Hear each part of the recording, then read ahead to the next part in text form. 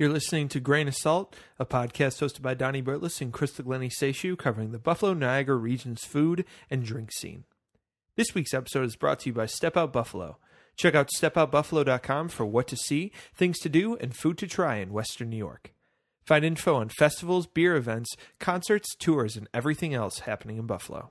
This week on Grain of Salt, Donnie talks to his best friend Mike Corey about their recent meal at Damon Baehrel's restaurant. Some consider it the most exclusive restaurant in the world.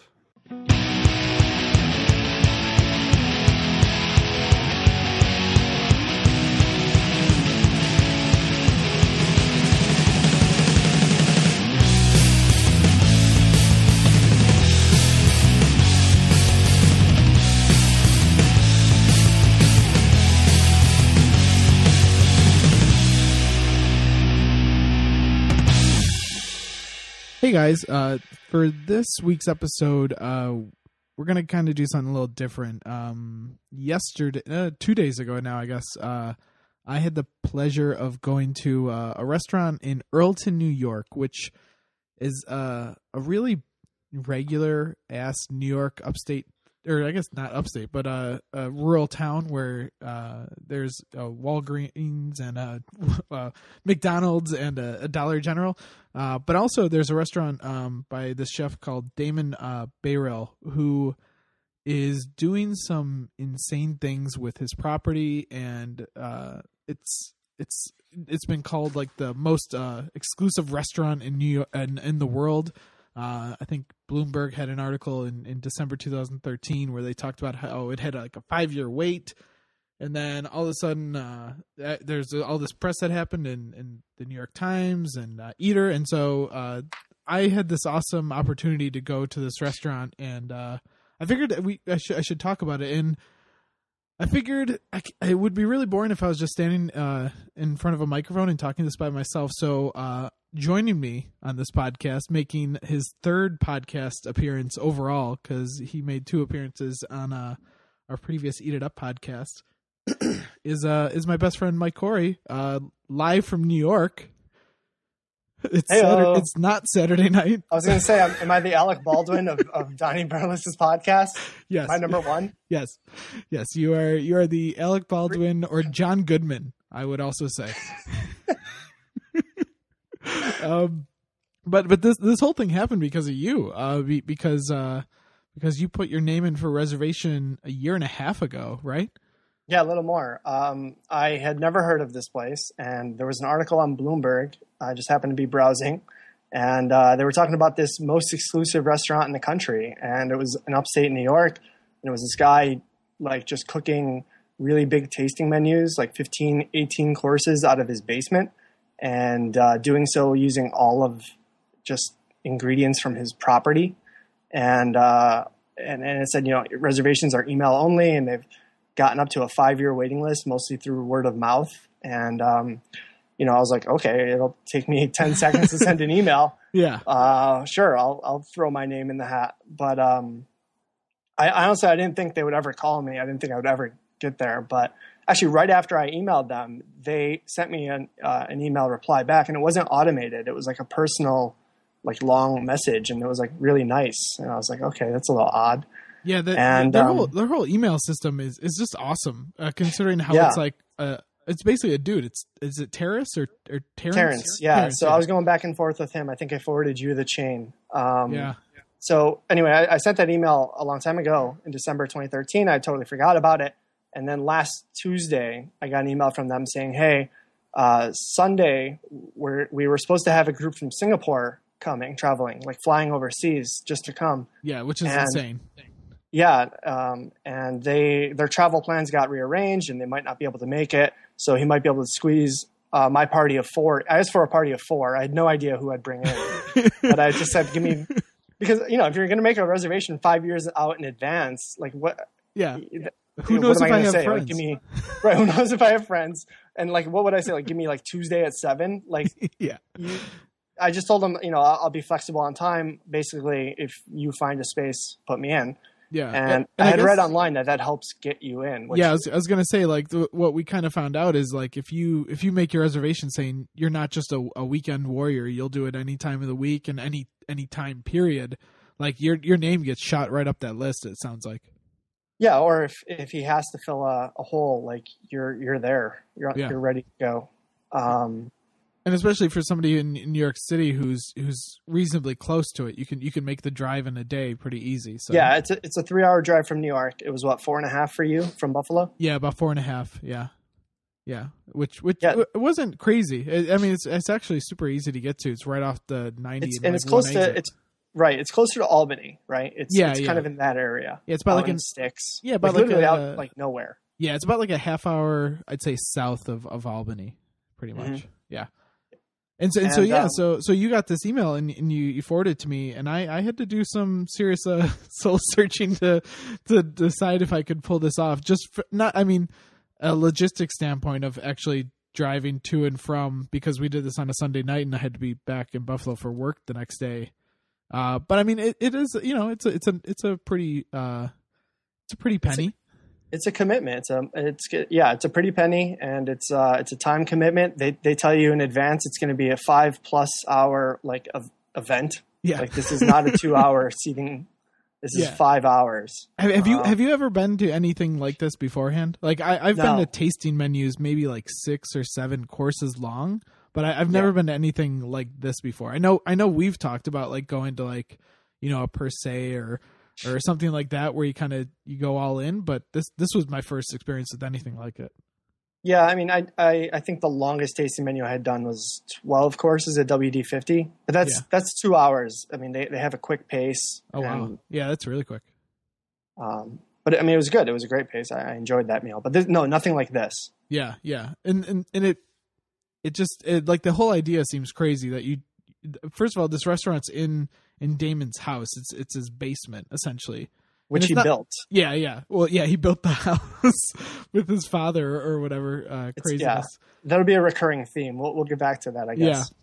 But he, I mean, it's not like a crappy basement or anything. I mean, you would walk in and it looks like a really, really nice, comfy, cozy restaurant. And I mean, it's not even, when you think of fine dining and you think of like a high priced fixed menu, I mean, this restaurant didn't feel like very stuffy, like kind of, there's no white linen tables or anything like that. It was just very comfortable. Right. It's not like the white linen stuffy style, and it's not like the super modern, sleek, minimalistic style. Exactly. It's like you said, it's a cozy basement. Yeah. I mean, that looks like a nice restaurant. Yeah. And so beautiful wooden furniture. Oh yeah, from Amish dudes in Michigan. That sounded insane. That a guy with one hand like built it. No, he had 2 hands, but 2 fingers per hand. Yes. Yes. And they were Amish or Mennonite, and he had to fax. No, he couldn't fax. He had to send letters back and forth. Yes. Yeah. He had to handwrite a letter to ask for this table. Yeah. So just to work out all the specs, they had to go back and forth via letters. Yeah. And so when you read that Bloomberg article, at the time they said it was like a 5-year wait, but they had like a huge stream of press in 2014. And so I guess around April, I think, of 2014, he alluded to it at the dinner that he actually had to cut off the reservations because I think they're reaching some. He said, I thought he said 200,000 requests to sit at this restaurant that I think he feels comfortable doing about 24 people a day or something around there. Yeah, like a seating no more than like 16 people, I think. Yeah. Somewhere in that range. That's each seating. Yeah. And he might do 2 a day. Yeah, exactly. And so he's looking at like maybe 3,000 guests. And he doesn't do Mondays or Tuesdays typically unless he feels quote unquote caught up on other things. Yeah. Then he'll we'll get to his schedule in a minute. Yeah, so I mean, so when the opportunity came up to us, I think, I mean, you knew immediately, and I came around to it, that this was like a once in a lifetime opportunity that we somehow skipped 8 years. Like, I mean, people have said like this list, you can be on this waiting list for 10 years. So, I mean, to only be on it for a year and a half, like we just had to do it. definitely. I got lucky, and I jumped on it. So obviously, you were the first person I told. I told some other friends of mine, a couple, and they came with us as well. Nice. And they knew of him beforehand, right? Or... Yeah, I was surprised. My friend's sister had already come to this place. Oh, okay. And his wife's father had put in a request, but he didn't get in because he requested a winter seating. So he was asking for something a little more specific, which is obviously harder to fulfill. Yeah. Yeah. And so we all, I met you guys up there. I met you guys up there. You obviously drove from Brooklyn, and I came over from Buffalo, and it's kind of crazy. You pull up to this place, and you can tell it's nice. I mean, the outside of it, like the fence and everything's like really well kept. Like there's gorgeous like flowers everywhere. He's got like a really fancy like automatic gate that I guess you just pull up to, and he sees that you're there and lets you. It looks like a nice house in the country. Yeah, it does. Yeah, and it's kind of crazy though because his neighbors. And it is a nice house in the country. Yeah, it looks just like it. But his neighbors are just like regular ass people. Like you're pulling up and there's like a beaten up car just sitting in the like middle of the lawn. Yeah, like you're nowhere. You're nowhere. Yeah, you would never in a million years expect that you'd be driving through this town and there's this like destination restaurant just sitting right in the middle of it. Mm-hmm. It's insane. And so I mean. My first reaction when we walked in was how genuinely excited he was to see us when we got there. Yeah, mine too. But I was going to say before that, like, what was your did you have any expectation what he'd be like? So I didn't watch any videos beforehand. I kind of tried to like stay away from that. And does he have any? If you look online, there's a lot of like interviews, like Bloomberg. Because he like famously does very, very little press. Yeah, I think something happened last year where he just said yes to several news outlets because there's like a Bloomberg, New York Times, and Eater. Yeah, and then there's also the Canadian CCTV had a article with him or a video with him, and so before that he essentially did no press, and so his waiting list like just grew out of word of mouth. Yeah. And then at one point Zagat got in there. And they gave him a nearly perfect rating for both food and service. Yeah, I think that was like 2012 or 2011. And so is that recent? So at that point, the waiting list grew even more because it was in Zagat. Yeah. And then it got to about 5 years. And then in 2014 is when all that press came. And it's basically been cut off now because it would just go until forever. Yeah. And he said he wants to retire. He works alone.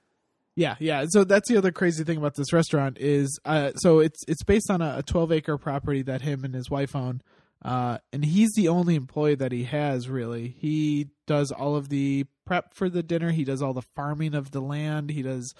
He has a separate farm where they raise animals that he oversees, and then during the service, he's cooking, plating, and waiting, just by himself. He's the waiter, he's the chef, he's the dishwasher, he's the gardener, the forager, the cheesemaker, the meat curer.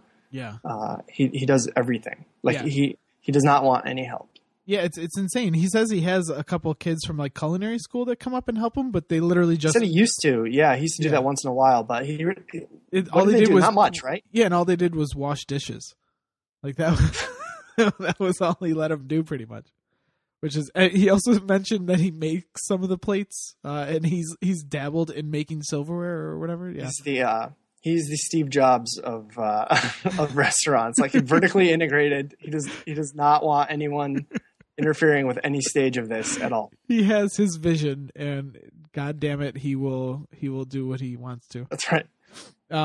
And so, I didn't see any videos, so I didn't really know his personality. I figured with a restaurant that you're going to invite people into your home, he was going to be more personable just because, like, you kind of have to be. You can't be, like, a weird, creepy dude. See, I was expecting weird. I don't know why. He just seemed like, I don't know, you hear stories that this guy's in his basement in the middle of nowhere with long wait lists, and I just assumed he's like a surly recluse, but you assumed he'd be like the Unabomber? Not quite that reclusive. But I don't know, like just this artist who lives on his own and is just like, here, like, look what I'm doing. Oh yeah, just a lot of awkward pauses and stares. Yeah, exactly. No, and he was the complete opposite. He was the complete opposite. I I think I came away most shocked about like him and his personality and who he is. Yeah. I mean, the food was obviously awesome, and we'll get to that, but he is possibly the most genuine, sincere, like human I've ever met, where he was so excited, like you said, and he kept thanking us when we got there, and he kept telling us how excited he is to serve us, and you know, thanking us for the opportunity to be able to serve us, like to the point where it was like almost awkward. Like, what are you talking about? Like but you know, and he kept doing it, but you realize like he's actually serious. Like he's not kidding. He really, really is excited, and he's excited about everything he does, and he can't wait to share it with you. Yeah, I think the first real interaction we had when we sat down was him being like, I need to thank you. I wanted to thank you guys for letting me live my dream. Or he said something to that effect.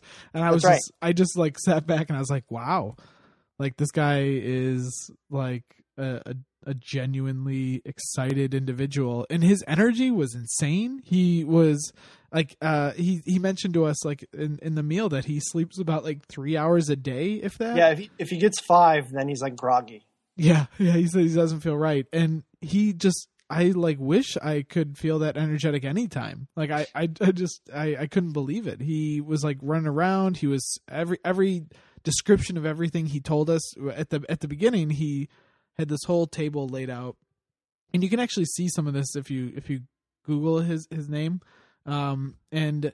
It had like all of his ingredients, all of his flours that he makes from various nuts on his property, oils that he makes, mushrooms that he picked that day.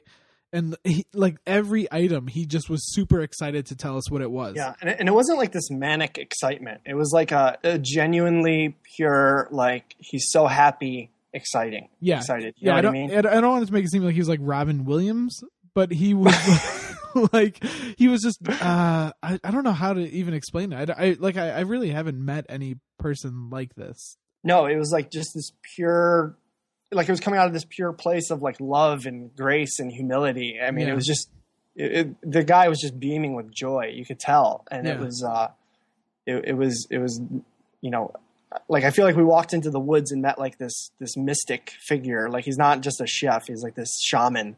Yeah, and completely in tune with nature and just you know, living his dream. Yeah, and so I mean, I guess we should kind of get into like so the way it started. We got to sit down and he started telling us about his way of life. He calls his like eating and his lifestyle native harvest, which means that he pretty much lives off the land. And so his big thing with the restaurant is that everything on the menu, except for seafood, which he has, I guess pretty much like drove to his house like the day of that. It's he has a distributor that I think distributes around here in New York, and the guy has known him for like 30 years. Damon, by the way, has had this restaurant for 26 years, right? Yeah, he opened it in 89, he said, yeah. And this is a lifestyle for him, like this he's a master forager. Yeah. He knows so much about every plant. But anyway, the seafood guy, the only thing obviously he doesn't raise, he's known for a long time. And the guy, you know, if he has like something like wild clams, which not like a farmed clam, but like a wild clam, he said, I think he was using this as an example. If he has 11 of them, you know, there's no restaurant in New York that can do anything with 11 clams, but he can use 11 clams because he might only seat 11 people that day. Yeah. And so the guy will, in the middle of the night, will drop a cooler off at the guy's gate. And Damon doesn't know what's going to be in that cooler. He'll wake up the next morning at like 3 a.m. or whatever and see this cooler. Yeah. And it'll be like the surprise seafood ingredient of the day. And he'll be like, oh, cool. Like I get to make this today. And yeah, it's just an insane way of running a restaurant. I mean, it's weird to call this a restaurant because nothing about this felt like a restaurant. But that way of like preparing a menu and knowing what ingredients you have is insanely foreign to most chefs that I know.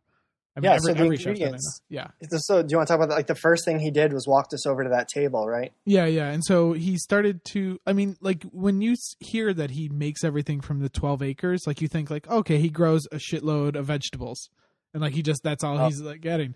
So he started showing us, like acorn oil that he's pressed and flowers that he's made from pine trees and various like cattail roots and all these like different processes that he uses with different ingredients that like I've never heard of in my life. And so that's another good point, is that you've never heard of him because he made these up. Yes. He's not trained. Like, he didn't go to cooking school or culinary school. He didn't work in restaurants. He's invented these techniques himself. And he also won't cook with dairy, right? He won't cook with butter or cream. Yeah, nothing he prepared. He used butter, cream, or sugar. And he almost never uses salt. Like, he only used it for a couple of courses. And his salt came from, he went to Maine and brought back 100 gallons of seawater and ended up with 1 jar of sea salt that he showed us. Yeah, that he dries out and then takes the salt from the seawater. And that's his salt for the year. That's his salt for the year, exactly. It was 1 jar. And if he needs flour, like you were saying, like he'll grind up acorns or pine tree and soak them for, like, I think he said like 14, 15 months. Yeah. And he'll go through a process of like soaking and then changing the water and soaking again. And because, it was bitter at 6 months, so he decided to keep going. I don't know why he would decide to keep going. Yeah. But he decided to keep going. And after like 14, 15 months, it's no longer bitter and it's good flour. And he would, like, any oils he was going to cook with he's pressing himself from acorns or from hickory nuts or birch. I don't even know if these trees like produce nuts, but any nut on his property, he's squeezing and pressing an oil out of. Grapeseed. He had grapeseed oil. And again, like, we have to reiterate, like, it's just him. Like, he's doing all of this prep. He's doing all of this R&D by himself, essentially.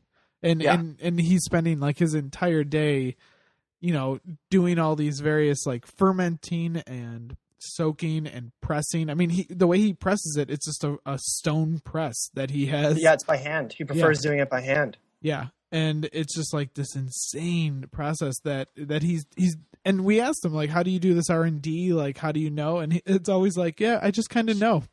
Yeah, no, and that's really important. Is he does? I remember talking about this before I went. So I was asking somebody, like, why would he know to continue to do that? Like the chocolate thing. Do you remember that? Like, yeah. So I mean, are we jumping way too far ahead? Yeah, we can just skip around. I mean, because I don't think we can go down every course of the 22 that we had. Right. So he was really excited to show us his quote unquote chocolate, which obviously there's no cacao growing on his property. Yeah. So he told a story about how he used to serve coffee in the restaurant, but hasn't done so in like 7 years because nobody wanted coffee, I guess. But he started making his own quote unquote coffee from hickory and birch, I think, like nuts. Yeah. He would roast the nuts and then brew it into like a coffee.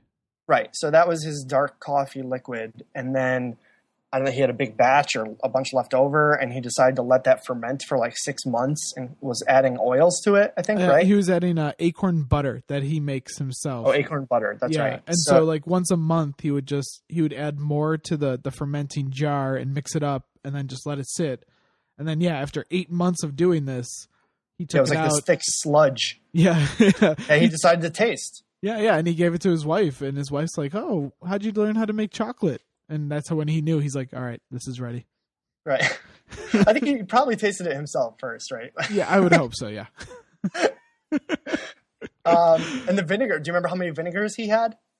Oh, in their vessel that they're stored in? It was like in dozens, right? He's made like dozens. 70 vinegars that he makes. Yeah, and the way he makes it is he hollows out a tree trunk and he pours the liquid inside of it. And then he puts a heavy stone on top to seal it off. Yeah. And then he just lets that sit for like a year. And it reduces in size about half, and like that's his vinegar. And he had like tomato vinegar, I think. One of the courses we had, he had like, it was cooked in tomato vinegar, which I've never heard of. That's right. Yeah, it's 70 vinegars. Yeah. And I mean, so this guy's like, a lot of chefs right now, like in the popular celebrity chef world, like a lot of people look to like Rene Redzepi, and he's like, this guy is the king of foraging. He's leading this revolution.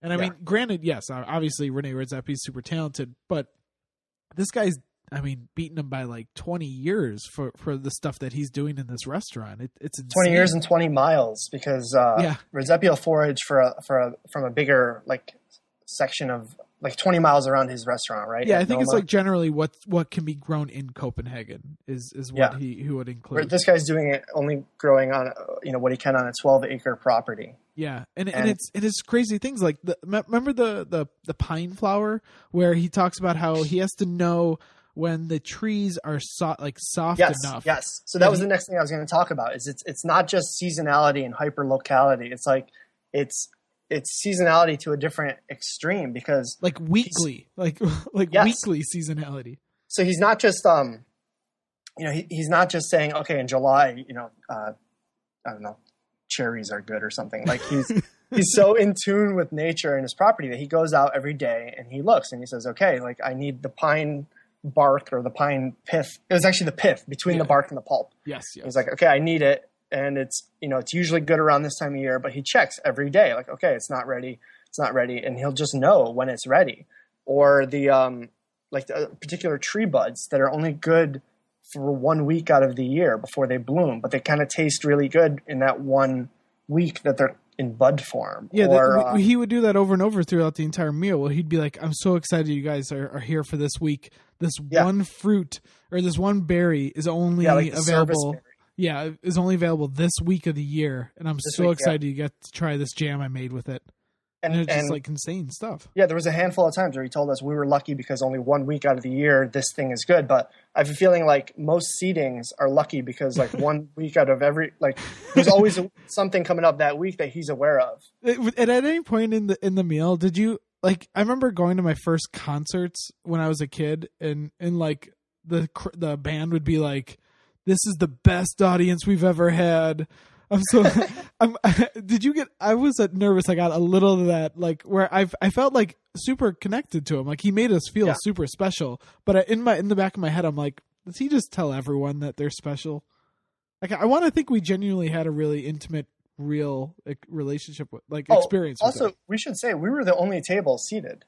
Yeah, we were a party of 4 in him, and that was it for 6.5 hours. He did most of the time they'll book like multiple tables, like 3 or 4. But he, for some reason, they chose to only book 1 for Sunday afternoon. Yeah, and that's kind of what made it feel so special in the moment. Like him, I felt like we had like a real, genuine, like awesome, intimate experience. Yeah, and every time he comes out, he would let us talk to him and ask him questions. And but also going back to the seasonality thing. Like, remember the moss that he used? I think he ground it into a powder of some sort. But he said there was this moss, and it usually tastes bitter, so he doesn't like to use it. But one year he discovered that when it first sprouts or whatever moss does, it's like light green, and he tried it at that point and it was like kind of sour and tart. And he was like, oh, I can use this as like a sour component. But he had been aware of that moss forever and always knew it didn't taste good, but he just knew to try it again when it was just sprouting. Yeah, it was. There were so many examples of stuff like that where he just knew the right time to try something, even though it had failed many times before. Yeah. Failed, but didn't taste good. Yeah. And it's like everything that he gave us, we did 22 courses. A lot of it is mostly like a couple bites. There's a couple of things that were actually, I was impressed with how much quantity he gave us for like a tasting menu, but for the most part, there's a lot of like a amuse-bouche style, like just one bite and you eat it and you experience it. But everything that he brought to us, he had this like amazing story behind it and how he made either the flowers that he used or the oils. And it was just beautifully plated. Yeah, beautifully plated. And a lot of, for how old school he was cooking things. For the one thing that we should probably mention, he doesn't like to use pots and pans to cook. Right. To cook his proteins because he feels like it gives the meat or the seafood like a metallic taste. So he cooks everything and even vegetables on like stones from the property that he just puts on his grill or on like a wooden plank. He's got a big I got the impression he's got like a huge oven outdoors, like a brick oven or a wood-fired oven that he built. Yeah. And then he puts the stones in there, gets them really hot because it takes a while to heat them up. Yeah, that's what it was. Yes, yeah. And then brings them into the kitchen to cook with the stones. And you know what? I have no idea. I have no context because I always eat stuff out of a metal plate or a metal pan. And that's what he said. With his experience, I bet he can tell. Maybe it does have a metallic taste. Yeah, that's what he said, is that he has like obviously really nice pans in his kitchen, but after comparing them side by side, he just noticed the metallic aftertaste on the meat, which is insane to have that. And he only eats, by the way, what he grows on the property. Like yeah. He said he hasn't been out to dinner. Yeah, he hasn't been out to dinner for 13 years or something like that. Which is insane. I mean, that's crazy. So he's only eating what's on the land, no sugar. Like his taste buds are like in tune. They're like, oh yeah, they're finely tuned. Well, the best was your friend Devin asked him like, what happens if you get sick, and like, like who's gonna work at the restaurant? And he's like, you know what? I don't think I've been sick since the 70s. And he was dead serious. Yeah, that wasn't like a joke. Like he genuinely was trying to think of the last time he had a cold. But he kept saying, I must be lucky. I must be lucky. I haven't gotten sick. All these people coming in here, I haven't caught anything from them. But I mean, not to go in this direction too far, but I think there's something to it. With his lifestyle, the way he's eating. Yeah. We should probably talk about sap. The way he's. Oh my God, we haven't even brought up sap. Sap is like. That was like the blood running through the veins of this meal. It was. Yeah, I think so. I mean, we talked about how our first thing was he introduced us to that table. The first thing we consumed the entire meal, he put these pitchers that looked like water, and they had these big sphere ice cubes that had a lemon a flower, leaves, I guess. The leaf he has a lemon tree, which obviously doesn't grow lemons in upstate New York, but he uses the leaves sometimes. Yeah, and so we just thought it was like really good water that he got from a well or something like that, and he told us that was I want to say it was sycamore sap. I don't remember offhand, but it's basically sap from a tree that is the first pull from the tree. So he doesn't reduce it. He doesn't cook it down into what most people think of as like maple syrup or anything like that. It looks like water. It actually doesn't have that crazy different of a taste. It tastes like water. Yeah. And I think that's what sap mostly is water when you tap it fresh. And it's not until you really cook it down. Because you have to like cook maple syrup down for like 7 days, I think, right? Yeah. I think the quantity goes down by like 80% from what you pull from a tree versus like the yield of maple syrup. Right. So when you first tap it, it's clear. It's basically water. I mean, there's nutrients in it, but you can barely tell. Yeah, and so that's all he drinks. Yeah. and I mean, he pretty much lives on it in his entire menu. Everything we had. I mean, I think all the seafood he said he cooked in sap, like slowly. And he uses different types. So like you said, we had sycamore sap in that pitcher. Yeah. But he showed us jars of hickory sap and cherry sap and birch sap, and to him they all taste different, and he can tell, and he uses them for different purposes. I think he said the hickory is salty, so he'll use that as a brine because he's not using salt, so he's going to brine with hickory sap. Yes, I remember that. I remember I forgot which one it was. Yeah, that he brined. Maybe it was like a pork dish that he brined it in hickory sap. Right. It was just insane. And I hate we keep jumping around, but it's hard to like capture this whole thing in a conversation. Like it was a 6.5 hour experience where our minds are blown every second of the way. Yeah, and it wasn't even just from like the food. Like a lot of you go to a place like Alinea in Chicago, and that's like a mind blowing experience because you're like you don't know what textures you're experiencing and things like that. But this was like the epitome of like culinary arts. Yeah, but this was I mean, on top of gorgeous presentation and delicious food, like him explaining how he made things. So the other thing is, yesterday, for people who don't live in Buffalo, I went to a local industry night, and it's where a bunch of the chefs meet up and we all drink and kind of just hang out. And I'm not a chef, but I hang out with chefs. And I was telling some of these guys about like the stuff we had, and the one like it was amazing watching their reactions when I would explain like what this guy does to make like whatever. And so the one that blew everyone's mind was how he cures meats with pine needles instead of salt. I was waiting to bring this up. Yeah. Because like, that's like, so like obviously we would have these cured meats. So the one course it was goose and, guinea hen and lamb and venison and duck and pork. And Yes. it was all these little charcuteries, like salamis that looked like, and each one tasted amazing. Along with cheese, which we'll talk about later. Yeah, and so they were good on their own. Like if this was like a really fine dining, you'd be like, wow, that was a great, piece of cured goose, which I've never had in my life. And Sure. and but Some then spicy, some the flavors definitely varied. They were delicious. yeah, but the thing that like made us sit back and like question everything was that he'd be like, yeah, so I don't use salt to cure these meats, which what everyone else in the world does. I grind up pine needles and I turn it into a paste and I turn it into a flour, and I use raw pine needles and I cover the meat in this and I let it sit in a very clean area for like a year or 18 months, and that cures the meat. And it's and he figured it out because nobody told him that this is I don't know if it's ever been done, but he said if you picture a pine tree, below the pine tree where all the needles fall, nothing grows in that like patch of dirt. And I don't know. I don't pay much attention. I always assumed it's because it doesn't get sunlight or something. Yeah. But he said it's actually because the pine needles turn the soil acidic. Like they have an acidic property to them. So instead of using an acid, like he doesn't have lemon. I mean, I guess he's got his vinegars, but he's not using that for some reason. Yeah. He's using pine needles, and he's curing in this acidic pine mixture that he makes. And he did bring up the really smart point that pine needles will cure, but they're not going to stave off bacteria the way, or stave off bacteria growth the way salt does. So he has to put it in an extra clean environment. So he's conscious of that, which is pretty cool.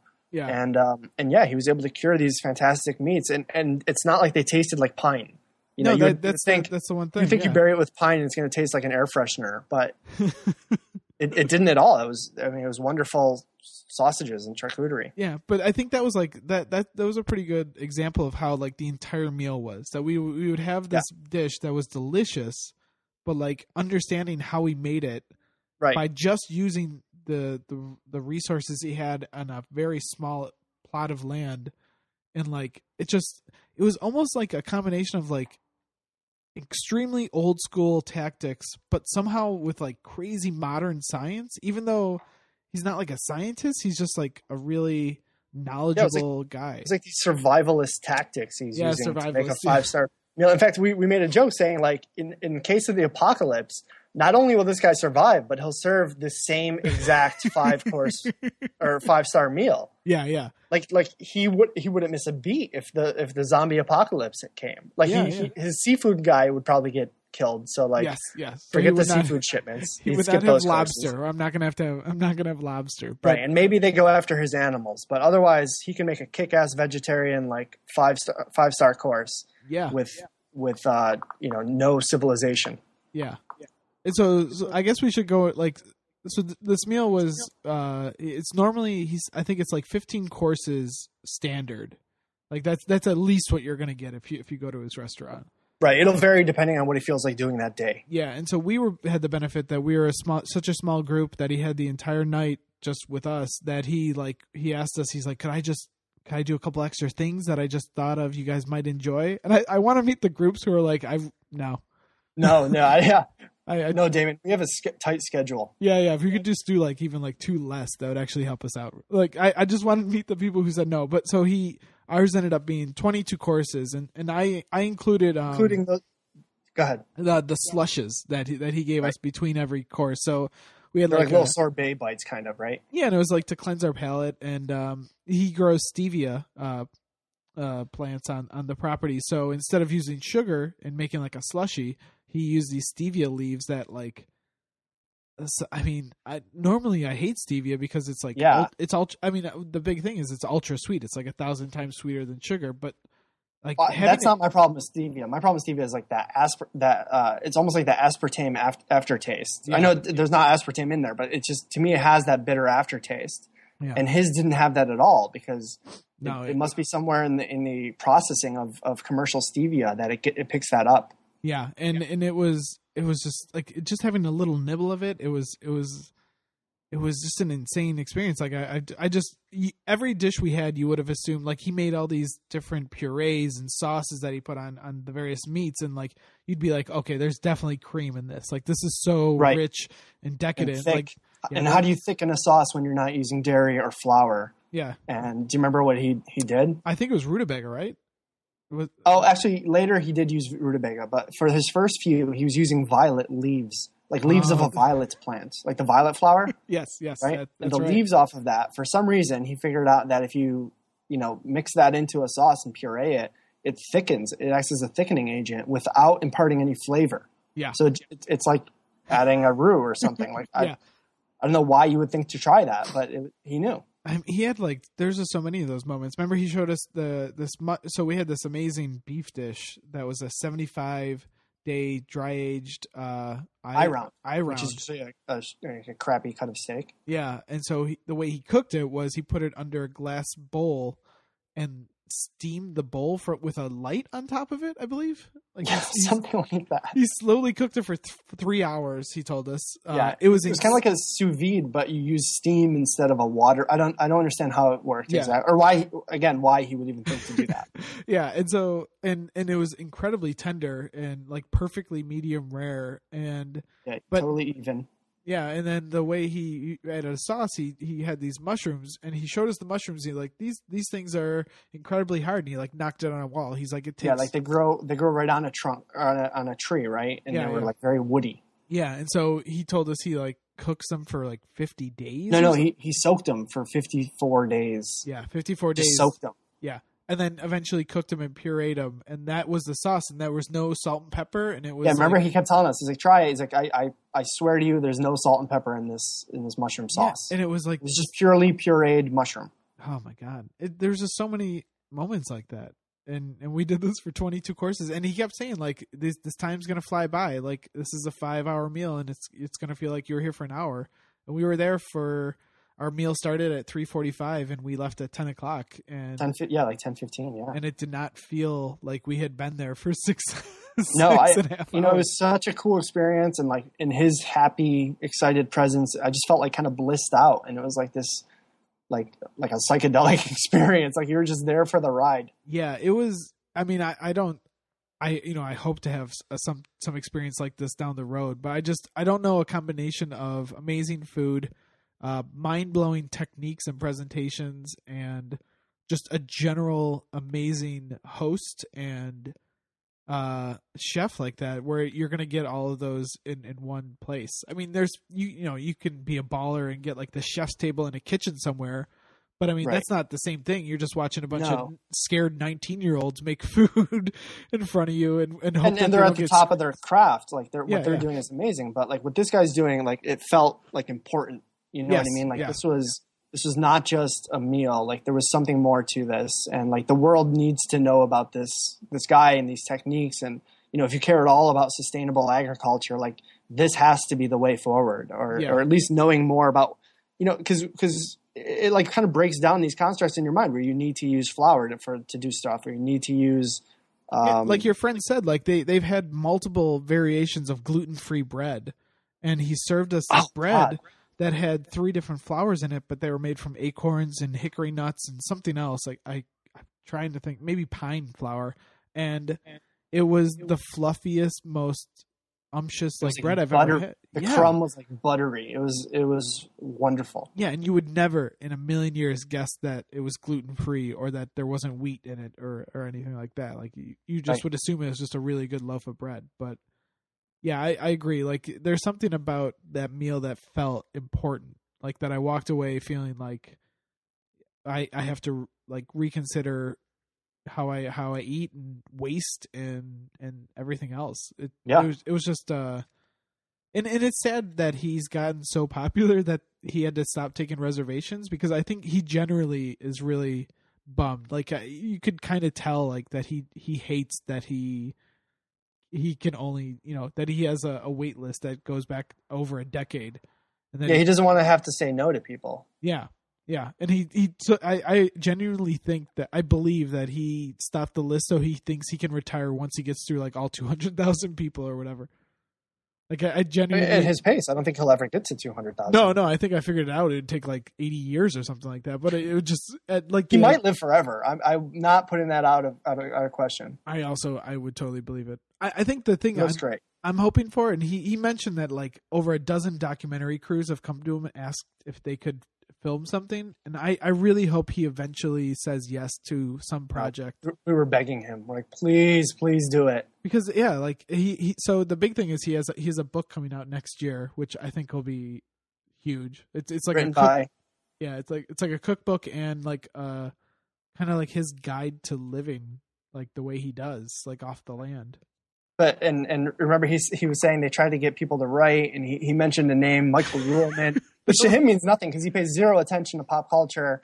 Yeah, who's arguably maybe like one of the best cookbook authors and just culinary authors. But I mean, I agree. I love reading Michael Ruhlman, but like Damon did it himself, and that's the way it had to be. Like he has to do it himself because nobody could possibly like pull all the knowledge from his head that you would need. Yeah, I love that he even like took the pictures for the book. Apparently, that's right. So they brought in a photographer to take pictures, and then he took pictures on his own too. Yeah, and they showed their art director of this book, and the art director was like, "Yeah, I like your pictures better than the photographers."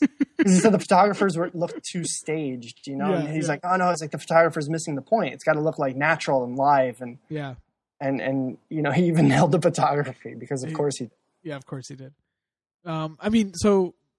What do you think you're going to take from this experience going forward? Man, I don't know. Because we kind of talked about this afterwards that you want to have an appreciation for food and you know, using everything and using nature to really like guide the way you eat. But it's like he does it, but he also spends 20 hours a day to live this lifestyle that he does. Like he's up in the middle of the night picking clover off his grass with like scissors. Like, and when he's sleeping, he's dreaming about this. By the way, he told us, he's like, I dream about nature and like what's growing and like he is like in tune. Like I'm telling you, this guy's a mystic, like in tune with nature. He's something else. So we obviously couldn't know what he knows, and I don't know if anybody could, but like I don't know. I think the takeaway is like, you know, now I know that you like these plants that grow around the house aren't just garbage or weeds. Like anything can be used if you know what you're doing. Yeah, and I think that's the hugest like thing to take away from this is like people should not like at home try to cure meat with like pine needles, or just start eating every mushroom they come across. Like he reiterated how this is like years in the making, and this is all knowledge he's accumulated over 40 plus years or whatever. Right. It was just an eye-opening experience, and I know you put your name right back in, and I've pretty much had like every chef friend I know tell me that I have to put my name back into the running so that they can come with me. Because he will take repeat customers. He won't do new reservations. Yeah. So anyone who's listening to this who hasn't made a reservation, tough. That's right. But you emailed the next day. I emailed the next day. I said, you know what, put me back on the list. What's it going to take, another 4 years or something? Like, why not? I'll be ready to go again. And give me a party of 4 to 6. So if any of your listeners want to have like a contest or pay me a lot of money to be in my party. Pay for your meal. Pay for my meal. Ask Don where to send the check. Yes, yeah. But no, like, why not? I don't know. I don't want to go next month. It's a little expensive, but yeah. If it's going to be 2 years from now, let's do it. Yeah, the price is on the website, so it was over $300 a person. But it was, I thought. Should we talk about the beverage pairing? We should. Yeah, real quick. So, it also in the email, when they emailed and told me about the reservation, they said, you know, let us know if you want to do the wine pairing because he's got a huge selection of wines. But my friend's wife was pregnant, and I wasn't really feeling it. And Don didn't want to drink and then have to drive 4.5 hours back to Buffalo. And yeah, that was. You know, I said, you know, forget the wine. Like, you know, we can get. I'm sure it's good, but we can get great wine at a lot of places. So they said no problem. And then he emailed me back and he said, hey, since you're not doing the wine, would you be interested in doing our selection of native juices and tree saps instead? And I was like, are you kidding? Like, that sounds way more interesting than wine. Like, hell yeah. Yeah. So we did that. And like you said, it started out with just that clear water sap. And then he brought out a carbonated It was a different sap. It had a very subtle flavor. This one, it wasn't so watery. Yeah. But it was carbonated. And then he brought out a couple of grape juices that he had pressed himself. One white and one was red. Yeah. And they were kind of like wines, but they weren't. Obviously, it was just juice, and it was like I don't know. Those are beautiful. And then the last thing was like elderberry and sumac, maybe, or and elderberry was definitely in there. And the things like the Monty Python, the wines the juices as we kept going and the saps, like I actually thought they got better and better each one we had. Like the last one had like this amazing like you call it I think like hibiscus, like it was just it had a viscosity. It was like a little thicker. Yeah, and it just had like a really it was almost like a dry juice somehow. I said it reminded me of hibiscus because it was kind of tart and dry. Yeah. And it was cooked down like a viscous berry juice. Yes, I mean, and even you know, like where else are you gonna find a restaurant that has a sap selection of saps? To pair with your courses. So I mean, obviously you can tell from our enthusiasm, it was just like a once in a lifetime opportunity that we absolutely loved. It was great. I remember making a remark saying like that. I feel like I just went to Narnia and now nobody's going to believe this. Like we stumbled into this like wooded, like, you know, utopia. Yeah. And, it felt like it was like a different world. It didn't feel like anything I've ever experienced before. I think Devin called him the most sociable hermit he's ever heard of. Yeah, right. Because he's kind of a hermit, but he's super sociable. Yeah. He doesn't really leave the property, but he could not have been a better host. I mean, do you think this will change? Find like, you know, nicer dining for you? I kind of mentioned this before, like off mic, but like, I just feel like comparing this to what you would spend the comparable money at other restaurants. Those other restaurants almost seem like almost self-indulgent compared to what this guy's doing. That's like important, I guess. Right. I don't know. It just makes me. It makes me feel weird about spending money on food like that. Yeah, it did. I mean, it's different. You know, like I told you, I don't do this often, but these two opportunities both came within a week of each other. But I'm going to Ko tomorrow, Momofuku Ko. Yeah. This is absolutely not how I live. I did not. Mike is a baller right now. People can't see the Skype call, but he's doing this from his penthouse in Williamsburg. Nope, it's a small studio. And you know, I was saying, I'm like, I wish I did this in reverse order. Like I wanted to do Ko first because. And you know what? Like I was thinking, like the food itself at Ko might even like taste better, you know, just purely on taste. But like, but they get to use like foie gras and like, you know, heavy cream and stuff like that. And whatever the hell they want. Yeah. And that's amazing. Like what they're going to be able to do. It's just it feels like when you have like this, like when you travel overseas for the first time, or you just have like this mind altering, world expanding experience. It's like it's hard to go back to what you know. Yeah. But I mean, that guy, he's the only person doing his thing. And, you know, it's just good to be aware that it can be done. And I don't know what else you take from it. I just hope that the cookbook, you know, comes out and really sets some culinary worlds on fire. And we see more chefs using some of those techniques like going forward. Like, I think that's the biggest thing to hope for. I mean, we totally jumped around and got like deep, but like, do you want to like cover some of the courses? I mean, he makes 16 types of cheese. Yeah, we were served 16 different types of cheese, ranging from like a mild, like brined white cheese to like these bloomy rind, like kind of brie type soft oozy cheeses to 4 different types of blue cheese. Yeah. I mean, and this guy is like a master of everything. Like that. That's if a creamery that only makes cheese made 16 varieties, that'd be pretty good, right? But like this guy does it also. Because why not? You know, when he's not checking on his awesome. When he's not checking on his potatoes that he has buried for 3 years at a time. Yes, that's right. We had the old potatoes. Yeah, which I thought I remember seeing that at like on a video of Noma or somewhere, right? I think Fäviken, Magnus, the guy in Sweden, is it? Wherever. Sweden. I actually watched that yesterday. Yeah. Yeah, he has that root cellar and he buries potatoes during like seasons because he has and to. it becomes like this concentrated, funky flavor. Yeah. But yeah, he had old potatoes that he served us with the one meal. I mean, honestly, we could go through this entire list. It would just be insane. I mean, like the creme brulee that he made. Oh, that was the best creme brulee I've ever had. Yeah, and there was no sugar. He used a duck cream. egg, and I forgot what he added to the duck egg to make it into the custard.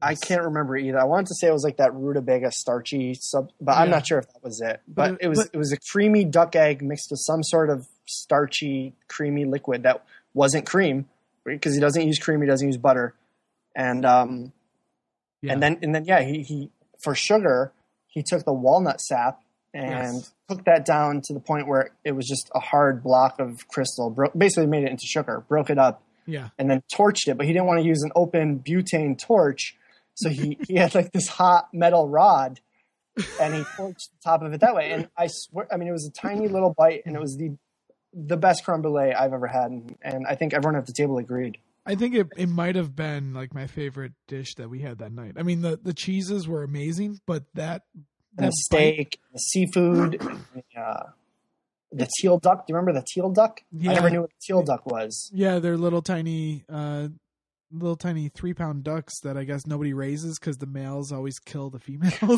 something. Females. Yeah, it was just, I mean, like you were saying, like we're gonna tell these stories and like it's almost a shame other people won't be able to experience this.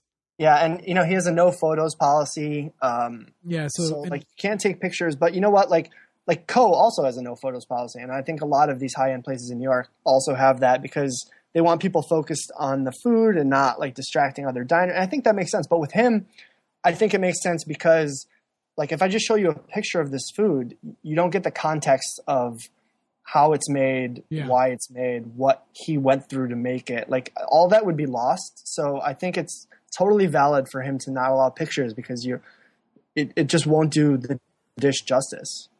No, I agree. It was actually relieving to go to a meal and not take photos of every single thing. Oh, right. I didn't even ask you about that. It was very, I brought a notepad. That's the only reason we even have like a list of like every course we had. Cause I just like wrote it down as we went along, but that's pretty much it. I tried to just, live in the moment and try to enjoy each dish. I'm looking at your list now of the courses. I'm like the cured salmon. So I remember he cooked all the seafood. Like instead of using broth, he used sap, and he would like heat up the sap with some sort of mix of plants or whatever he pureed. Yeah. And he would like gently bring all the seafood up to temperature. Like nothing was boiled or fire roasted or no. Everything was very gently cooked. If that, yeah, it was. I mean, it was just ridiculous.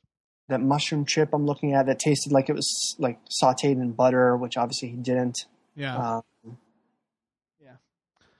All right. I think we've pretty much gone on for an hour, so I think can we keep going? People have gotten sick of us and are just jealous now, or they just think we're insane. Yeah. But I gotta say thank you for pushing me to do this because I was having some serious doubts about doing this dinner, and I'm glad you pressured me and Allie to make me do this. It was pretty insane.